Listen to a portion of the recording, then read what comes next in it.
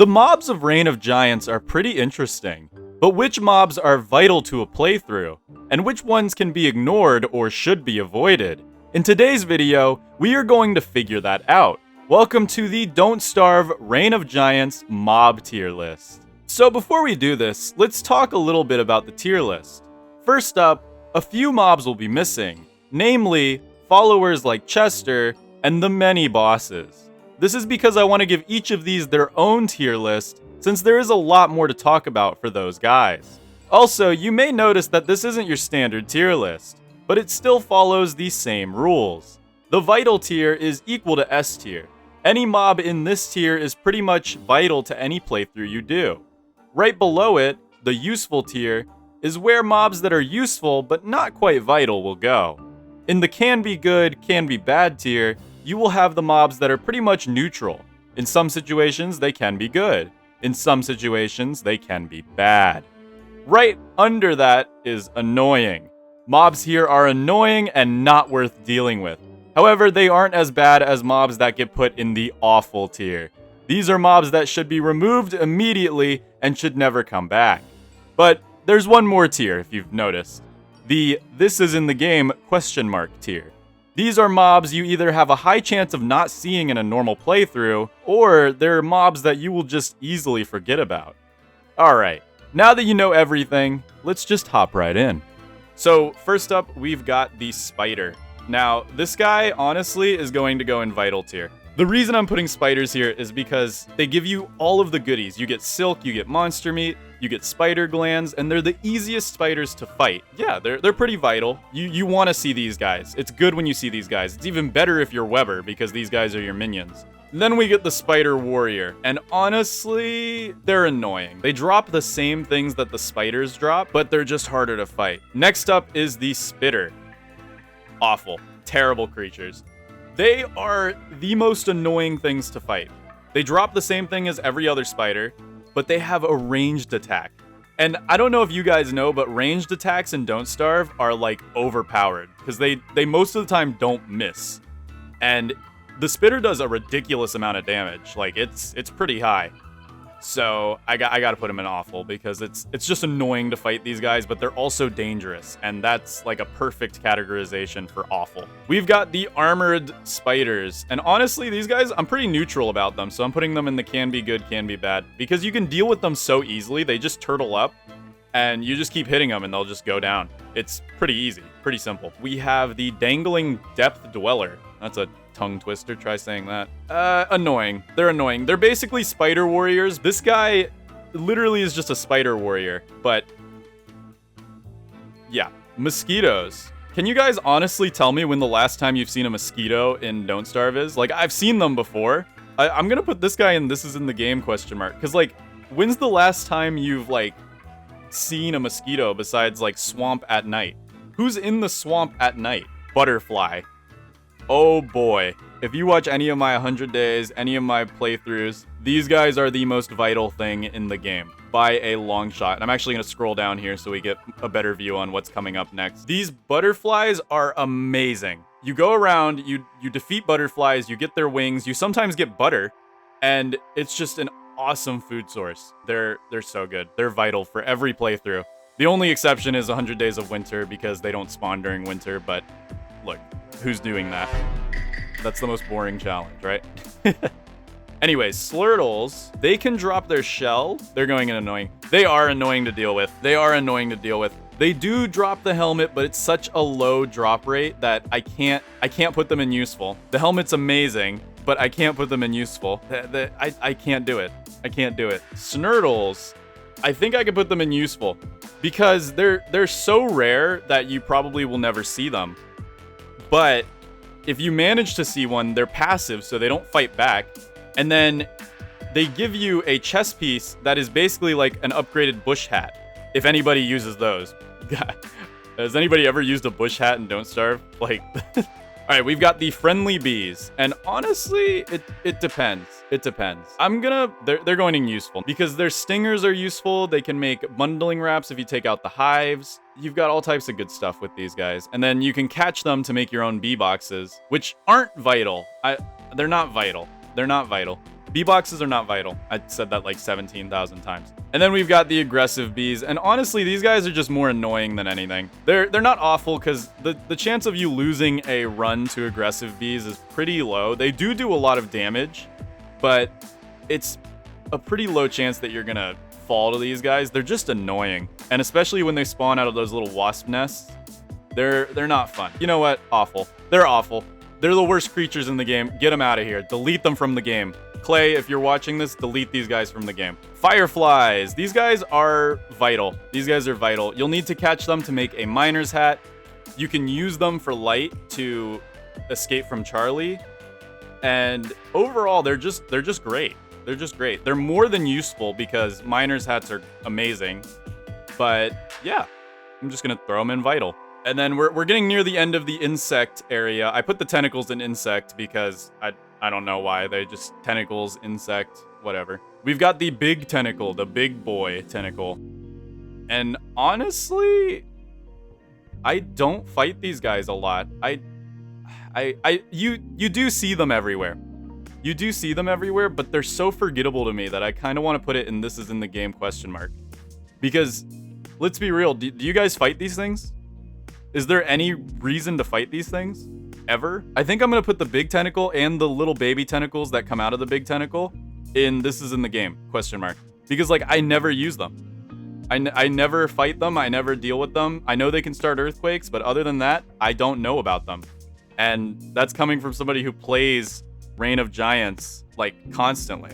And then finally we've got the regular tentacle, and honestly, these guys are useful. They're not vital because they can be dangerous, but they have so many good drops. You've got monster meat, you've got tentacle spike, which is one of the better weapons in the game.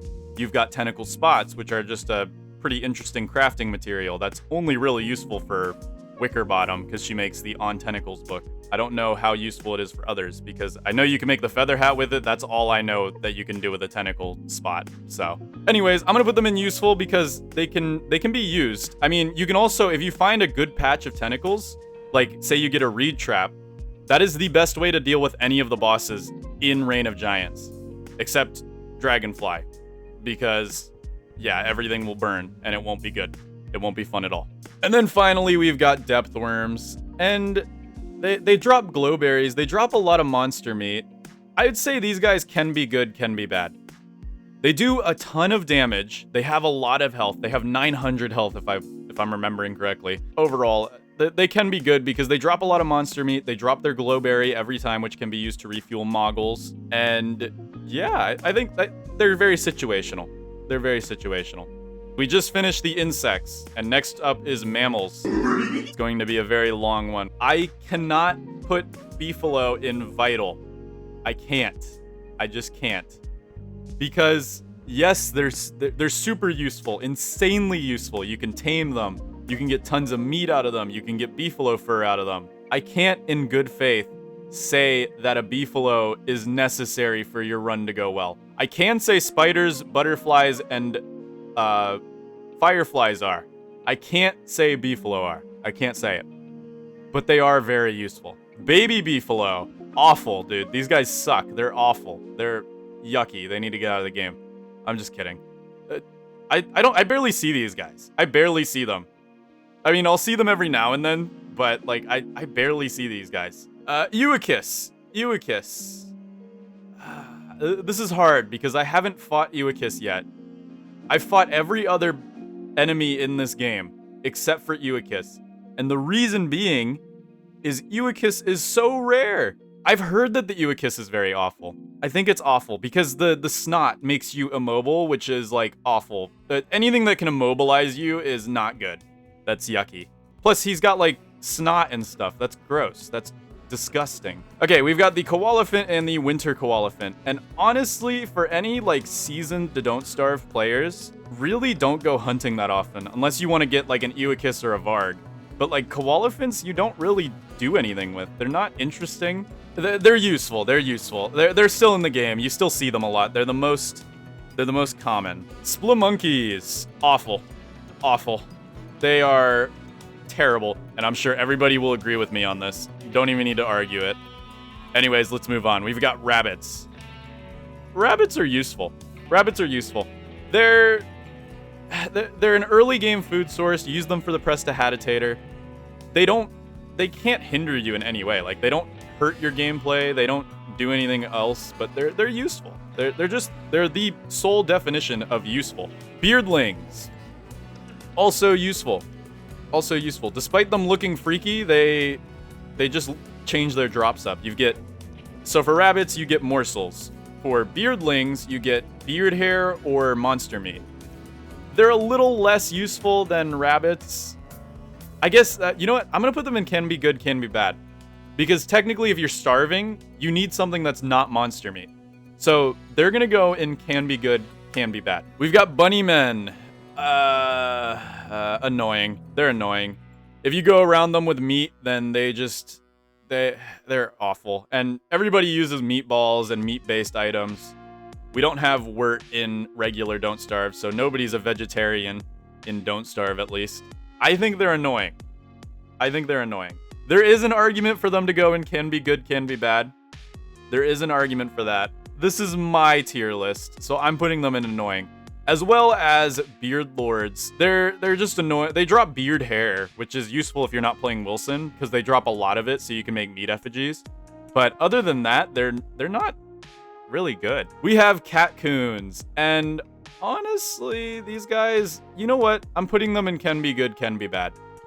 They can be very annoying because if you have Glommer at your base, these guys are hostile towards Glommer.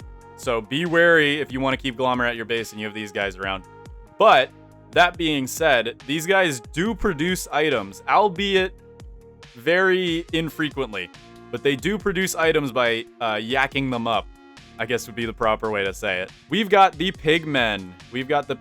And honestly, these guys are, I want to say vital, but it's their werepig form that's vital. And because we're ranking their werepig form, I'm just going to put these guys in useful. We've got the Pig Warriors, and these guys are annoying. They're not game ending. They hurt, but they're annoying.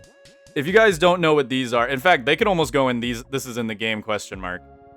I'm actually tempted to put it in this is in the game because you barely ever see these guys. They only spawn with set pieces. I'm going to put them in this is in the game question mark. They can be useful, but you never see them. We've got werepigs, and these guys are vital. If you want a hambat, get a werepig. So simple. If you need food, get a werepig. If you need pigskin, get a werepig. These guys are the best mob to fight. They drop 1 pigskin and 2 big meat per werepig, and they're so easy to kite.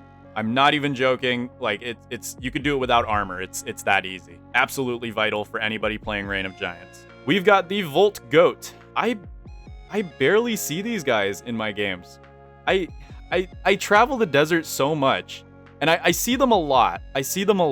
But they don't have any impact. They don't like, you can make the Morning Star, you can make Volt Goat Milk, you can make all that stuff, but like I don't use them ever. And I feel like a majority of people don't use them either. I don't see them being used that often. Putting them in this tier doesn't mean they're not useful, because the pig guys are useful. They're useful as well, because you can pen them up and they will provide infinite light. This tier is just for things that like don't get used that much. And I feel like Volt Goats don't get used that much. Maybe they're underrated. Maybe I'm just stupid and I don't use them that much. But I don't see them ever. Awful. I hope everybody can agree with me on this. These guys are awful. They will pop out of your berry bushes, steal all of your berries, and if you manage to take them out, you are rewarded with 2 drumsticks, which is 2 small meat, which is stupid. Moleworms, these guys are useful. Moleworms are useful. They provide a good source of, well, they can be annoying. You know what? They can be bad, can be good. They can be good, can be bad. You can farm them. They eat your minerals. These guys can destroy your base if you leave an old bell on the floor. So please, if you have moleworms living near you, do not leave an old bell on the floor. I learned that the hard way one day. It was awful. We've got Vargs. I'm putting these guys in can be good, can be bad. And here's why. They are devastating to players who don't know how to control them, but they can actually be pretty useful. If you manage to pen these guys up, you get an infinite hound farm. which means infinite monster meat, infinite hound's teeth. Overall, they're okay, but they also can be pretty bad. Yeah, you can do some pretty wacky farms with Vargs. Like, if you manage to get this guy in a pen, I'm pretty sure they don't attack walls either, unless you, like, tick them off.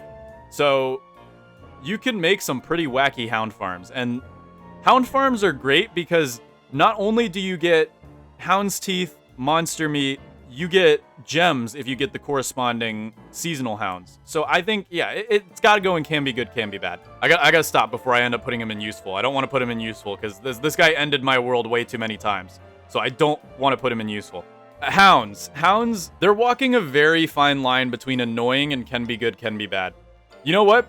They're going to go in annoying. And here's the reasoning. These guys are only useful mid-game. Early game, they can be a nuisance because they can end your game. Mid-game, you know, you might need more tooth traps, you might need more monster meat for meatballs. Okay, sure. Late game, you probably have more hound's teeth than you know what to do with, and you probably have more monster meat than you know what to do with. So that is why he's going in annoying. Blue hounds, on the other hand, they can be good and they can be bad. They drop blue they drop blue gems. They gotta go in useful. These guys are useful. They're easy to fight. They drop blue gems. Blue gems are the best gems, hands down. You can make Snowchester. You can make Snowchester.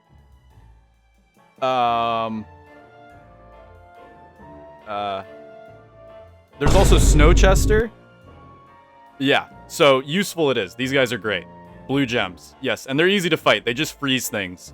Yeah, solid argument right there, guys. Snowchester. This guy goes in useful for Snowchester. Red hounds, on the other hand, they can be good, can be bad. You get red gems from them, and red gems are pretty useful. You can use them to make life-giving amulets, which are great for revival if you can time it properly. You can use them to make fire staffs, which aren't really useful, in my opinion. Base burning.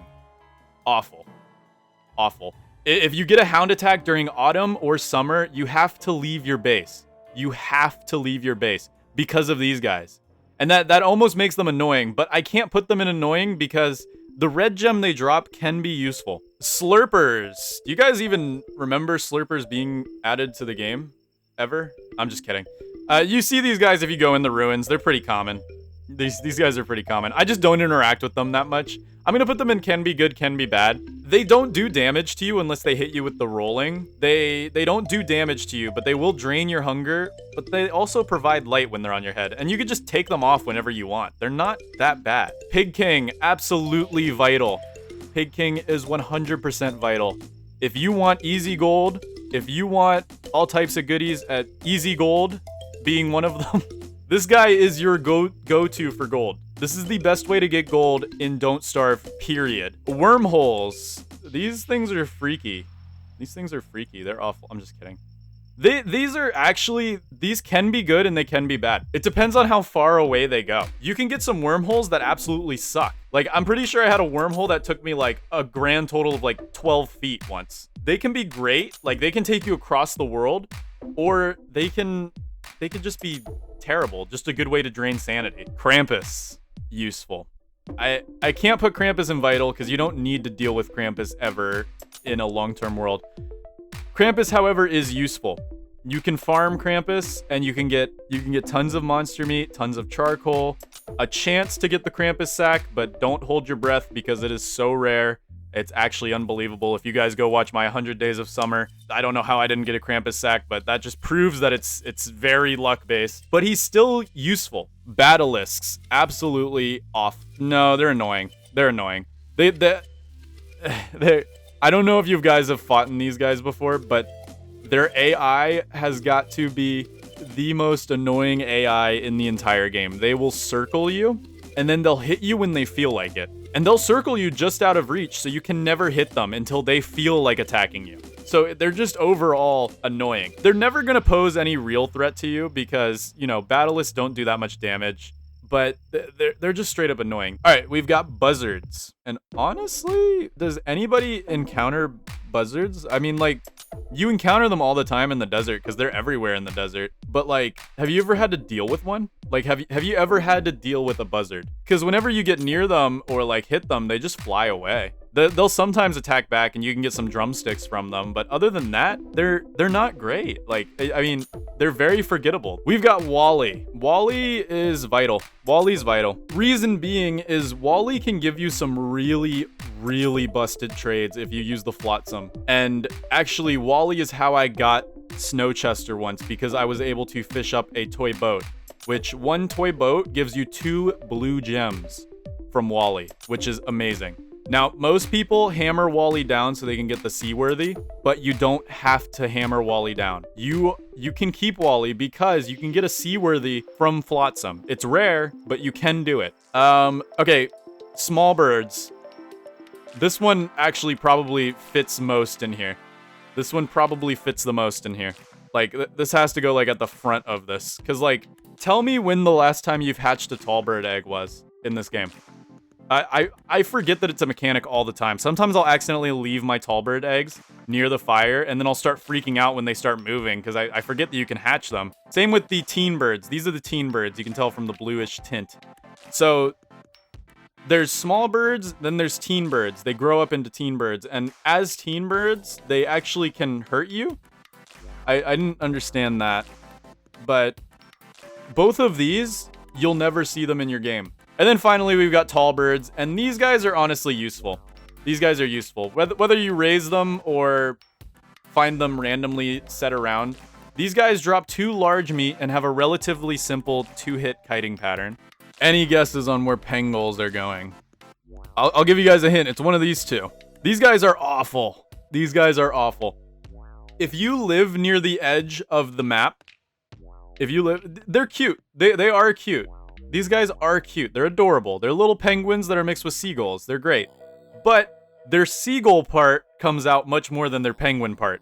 Because if you live near the edge of the map during winter, and you have food on the ground at all, these guys will pop up and destroy any food on the ground that you have. And sure, you could say, like, oh, why do you have food on the ground? Look, nobody knows why you do anything in Don't Starve. Like, nobody can judge anybody. I have a dirty base all the time. All right, now we're on to the regular birds. So these guys are all passive, but they have different effects. So we've got crows. And honestly, I find they're annoying to have around. Because one of the uses of birds is you either can Krampus farm, or you're going for certain feather types. Crow feathers, I don't believe are useful. They drop the jet black feathers, which can be used to make sleep darts, and I don't know what else, honestly. I don't craft with feathers a lot. I normally get annoyed when I get crows, though, because if you're Krampus farming, crows only give you 1 naughtiness per when you take them out, versus the other 2 birds, which give you 2 naughtiness per. Red birds and blue birds are going to both go in useful, however, because both redbirds and bluebirds drop red feathers and azure feathers, but these guys give you 2 naughtiness per when you're taking them out. That is amazing for Krampus farming. And the crows, you know what? The crows get to go back. They get to go to can be good, can be bad. They're very neutral. I don't really care about them. They're just so neutral. The most they're good for is a morsel to me. Moslings. Oh boy, Moslings. They're going in annoying. They're not awful. They're going in annoying. However, they are a hard annoying. Like, they are the definition of annoying. So you'll hit these guys to try to get the feathers, right? And they will screech, and they are so loud, and then they'll call in Moose Goose, so you'll have to deal with Moose Goose as well. But they also turn into tornadoes. I think they're annoying. Mactusk, absolutely vital. He is annoying to fight. That is true. He's very annoying to fight. He has a ranged attack, and like I said before, ranged attacks in this game are devastating. They can destroy you. While he may be annoying to fight, he has the ranged attack. It can be dangerous, especially because if you try to run away, he will still hit you. He drops arguably the 2 best items in the entirety of Reign of Giants. The Walrus Tusk, which can be used to make the Walking Cane, which is a permanent speed boost, and the Tam O'Shanter, which is probably the best sanity headpiece in the entire game, and it provides a lot of warmth. He also drops 1 blow dart every time you take him out, and large meat. So, like, he's got to be on vital tier. Because, like, if you see this guy, you want him to be there. You want to find this guy in your world. He will make your world so much easier. And then Weetusk, dude, I don't ever... I just ignore him. He's, like, again, a forgettable character. He doesn't drop anything if you take him out because, you know, he's a child. You're not supposed to do that because that's, like, super evil. Frogs. Oh, boy, do I have a rant about these guys. I think everybody knows where they're going. A terrible character. Terrible. Awful. Gross. Hate him. Get him out of here. Disgusting. Merms. Now, this is something that I know in Don't Starve Together they're useful because of the one character, the Merm lady. But in Don't Starve Alone, aka Don't Starve Reign of Giants, these guys just are a nuisance. Like, they can kite you back. They act like pigmen, but they're hostile. That's literally what they do. They also run everywhere instead of like pigmen. They don't really run. These guys, they sprint. They know how to run. They will catch up to you, but they will leave you alone if you run away from them. They're mostly territorial. They're not hostile. They're more territorial. You don't do much with Merms. Rock lobsters are vital. They are essential for anybody that wants to have the easiest time in the ruins ever. Now, I originally was going to, because I didn't put Chester in this, because I wanted to do a companions tier list as well. But rock lobsters are technically neutral. So I wanted to put them here too, because you can fight them. But regardless, these guys are vital. And they are going to be on the followers tier list that I do as well at some point. I'm going to get more into tier lists. These are fun to make. These are interesting. I like giving out my opinions. Plus, it's fun. I'm giving out opinions, so nobody can get mad at me because I'm saying opinions. Anyways, rock lobsters are essential if you want to go through the ruins, go through the caves, and not have a single problem. They will defend you like their lives depended on it. These guys are even better in Don't Starve Solo because in Don't Starve Together, I don't believe you can bring these guys up to the surface. I believe you have to leave them down in the caves. They won't follow you up to the surface. In Don't Starve Alone, they will come to the surface. If you get enough of them, they can take out any boss you want. Dragonfly, no problem if you get a big enough army. Because, I mean, sure, most of them will get put in their shell, but none of them will die. Because they have the shell. It is true they will eat all of your minerals, but just be smart about it, and you'll be fine. Don't leave minerals on the floor, you're good. You're good. Alright, poison birchnut trees. Honestly, these guys can be good, can be bad. Now, you may notice I don't have tree guards here. That is because in the game files, it calls tree guards a boss. It does not, however, call poison birchnutters a boss. So I decided to put poison birchnut trees here instead of in the boss category, which I'll do eventually as well. Poison birchnut trees go here. They go in can be good, can be bad. And the reason for that is they can be annoying to deal with, but you can always just walk away and then come back, and then the poison birchnut tree will be completely inactive. So you can just chop it down at your leisure. Or literally just use anything that chops down trees in one hit and you're good to go. Birchnutters, however, which is a silly name, these guys are honestly, this might be a hot take. This might be a hot take. These guys are useful. These guys are useful. They are the only source of renewable, well, only source of infinitely renewable birchnuts. You could technically, theoretically, they stun lock you. That is true. That is true. But they do so little damage, and they give you birchnuts, and they give you twigs. Hear me out. Rock lobsters, they come in. You get some rock lobsters around one of these guys. Infinite birch nuts, infinite twigs. Just AFK around it for a little bit. You'll be great. You'll be great. And then after you're done, just chop this guy down, collect your birch nuts, collect your twigs. They're not bad. They're not bad. It might be a hot take because these guys are annoying. These guys are annoying. But I don't think they're that bad. Oh boy. This one might be controversial as well. Hold on. You guys are going to need to hear me out for this one. Lureplants, and in connection, they're eyeball plants. I'm going to put these both together because they only work together. Lureplants and eye plants are vital. S tier. Best thing they're not better than like rock lobsters. They're just vital. They're vital. You want these in your world. Why do you want these in your world? These make the best farm in the game. Like, you can put Lureplants down, you can put saplings down, you can put grass down. They will automatically collect the grass and the saplings for you. All you have to do is come hit the Lureplant and you get all of it right away. You don't have to pick any of it. It picks it all for you. It is the only way, to my knowledge, that you can make an automatic resource farm. All right, Mandrakes. Mandrakes. Now, these guys are... We're talking about the guy. We're talking about the guy. We're not talking about the item, the Mandrake item. We're talking about the Mandrake guy.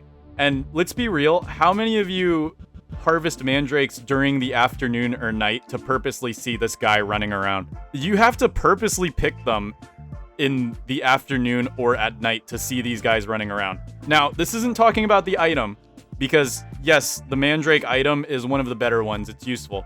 But these guys, you just never see them. Chess pieces. All right, so we've got the knight, the bishop, and the rook. The knight is... They're all vital because you need gears. So let's just make one thing clear. All of these guys are vital because you need gears. Okay? I'm going to make that clear. You absolutely need them. The broken clockworks are missing. They're missing on purpose, though.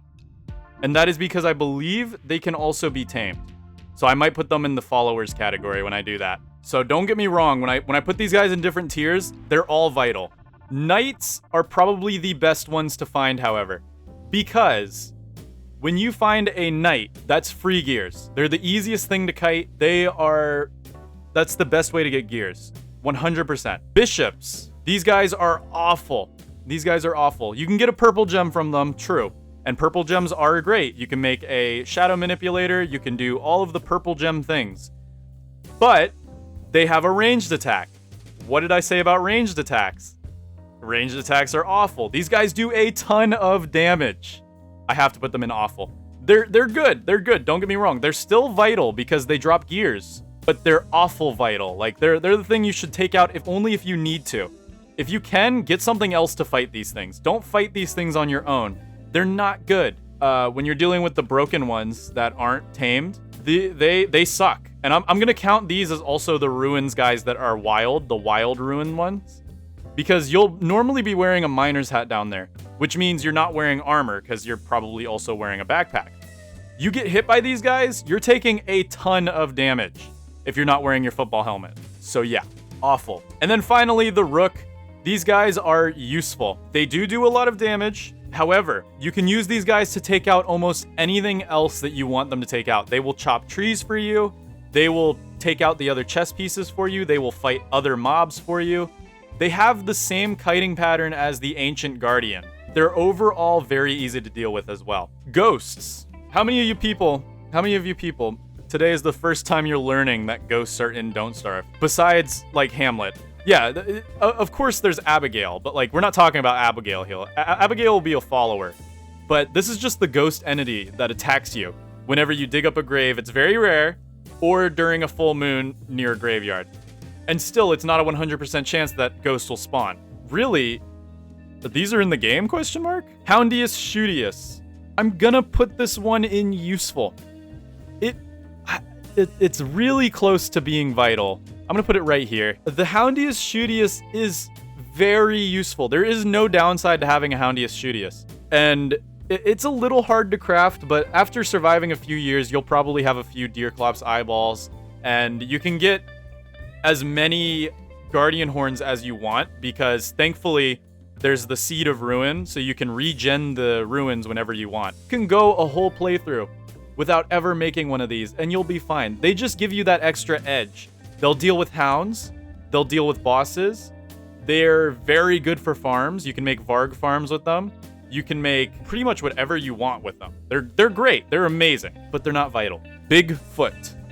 And that's Bigfoot with like 5 eyes for some reason. I don't know why they named it like that, but it's like Bigfoot. Bigfoot. Now this is just his leg because the PNG is like cropped poorly. So unfortunately I can only show like the upper calf area. But anyways, Bigfoot is useful. He's useful. He's not vital because you can definitely go a playthrough without seeing him, but he's useful. You can use Bigfoot to chop down trees. You can use Bigfoot to deal with bosses if you're really good at aiming it. It's really hard to aim because it'll wake up bosses if they're asleep. He's overall very useful. Can be very dangerous depending on who's using him. Can be incredibly dangerous, especially if you decide to throw your old bell on the floor and just sit with your old bell on the floor. Because if you leave your old bell on the floor and a moleworm picks it up, it's going to spawn Bigfoot and it's going to land where the moleworm picked up your old bell. So do not, again, leave your old bell on the floor. These two guys combined, this moleworm and Bigfoot, awful combination. Do not leave the old bell on the floor. This is your final warning. We spend a little time rearranging some of the mobs, and finally we are left with this as our final tier list. Do you agree with this list? Go ahead and leave it down in the comments below. Did you enjoy the video? You know exactly what you can do to support this channel. I'm sure I don't need to remind you guys. Thank you so much for watching. I will see you in the next one. Bye-bye.